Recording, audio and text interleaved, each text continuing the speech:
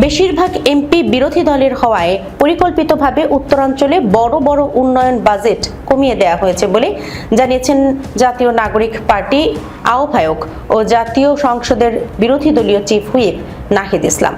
বৃহস্পতিবার কুড়িগ্রামের টগরাইহাট দ্বিমুখী উচ্চ বিদ্যালয় মাঠে কৃষক সমাবেশ 2026 আত্মপ্রকাশ অনুষ্ঠানে প্রধান অতিথির বক্তব্যে তিনি এই কথা জানান। নাহিদ ইসলাম বলেন, তৎকালীন ফ্যাসিস্ট সরকারের পুলিশ বাহিনী রংপুর বেগম রোকেয়া বিশ্ববিদ্যালয়ের শিক্ষার্থী আবু সাইদকে গুলি করে হত্যা করেছিল। আবু সাইদ দুহাত প্রসারিত করে এই গণ অভ্যুত্থানের যাত্রা শুরু করেছিল। আবু সাইদ একজন কৃষকের সন্তান ছিল। এই আন্দোলনে যারা নেতৃত্ব দিয়েছিল তাদের বেশিরভাগই সন্তান ছিল কৃষকের সন্তান। ফলে আমরা কৃষকের দুঃখ, কৃষকের কষ্ট অন্তরের অন্তঃস্থল থেকে বুঝতে পারি। বাংলাদেশ কৃষি নির্ভর দেশ, কিন্তু আমরা দেখি কৃষকরা সংগঠিত নয়। তাদের চাওয়া পাওয়া নিয়ে কথা বলার জন্য কোনো শক্তিশালী সংগঠন নেই। যেসব সংগঠন আছে তারা কৃষকের পক্ষে কথা বলে না।